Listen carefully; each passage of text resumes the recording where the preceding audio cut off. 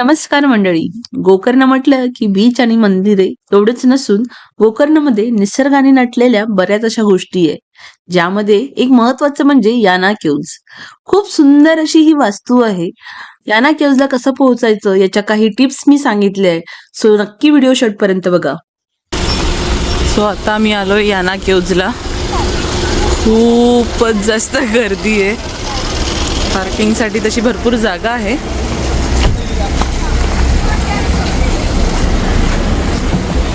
याना केव्हची entry fee पर adult 20 rupees आणि पर child 10 rupees अशी आहे. महत्वाची गोष्ट म्हणजे याना केव्जला पोहोचायला 2 गेट आहे.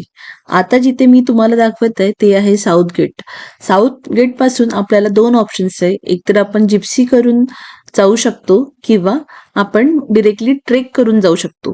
ट्रेक करायला ऑलमोस्ट अर्धा तास लागतो. थोडा डिफिकल्ट आहे कारण की खाली वर आहे आणि जिप्सीने गेलं तर आपल्याला 15 मिनिटं लागतात आणि त्या एका गेट पर्यंत सोडल्यावर आपल्याला ऑलमोस्ट 300 ते 400 मीटरचा वॉक करावा लागतो.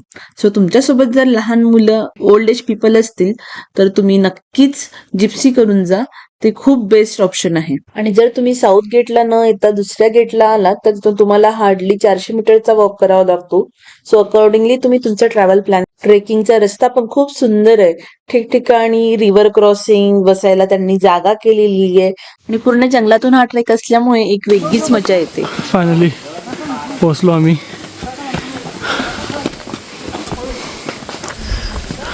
Finally, there is a ray of hope.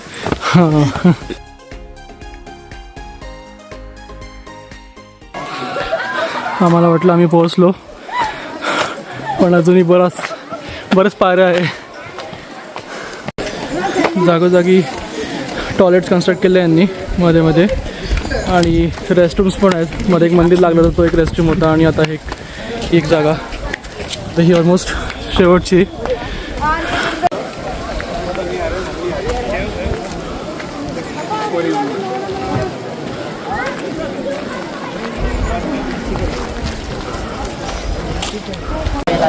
आल्याला आम्हाला फ्री कोल्ड्रिंक्स दिसले फ्रॉम टेम्पल.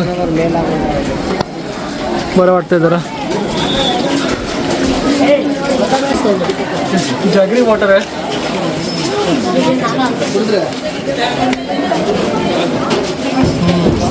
खूप छान आहे. बरं वाटतं. एवढं ऑलमोस्ट 1.5 किलोमीटरची ट्रेक झाली आणि आता जॅगरी वॉटर भेटला.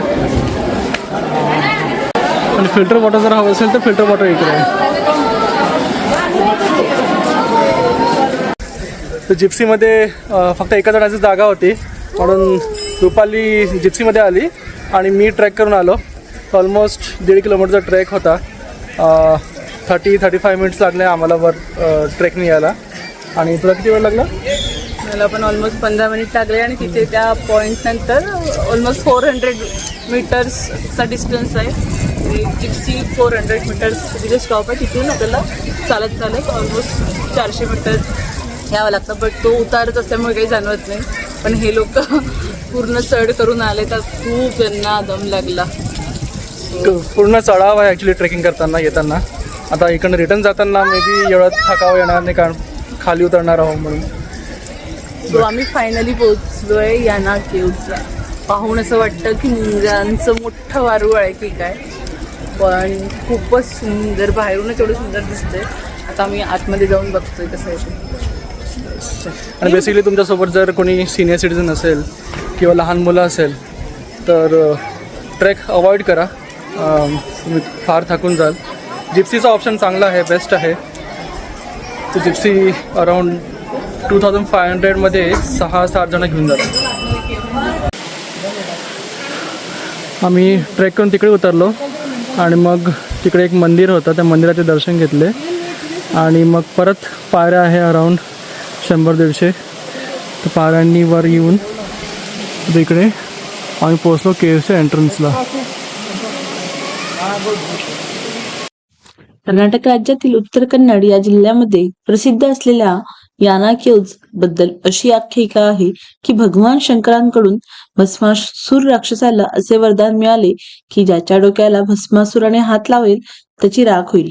एकदा भस्मासूर शिवावरच हा वर वापरून शक्तिशाली बनण्याचा प्रयत्न करत होता. तेव्हा विष्णूंनी मोहिनीचं रूप धारण करून भस्मासुराला आकर्षित केले व नृत्य करताना स्वतःच्या डोक्यावर हात ठेवण्यास सांगितले आणि तेव्हा भस्मासुराची राग झाली आणि हे शिखर निर्माण झाले असे सांगण्यात येते. प्राकृतिक रचनेने बनलेले हे शिखर नक्कीच पाहण्यासारखे आहे. निसर्गाच्या किमयेचा एक उत्कृष्ट असा नमुना पाहायला मिळतो.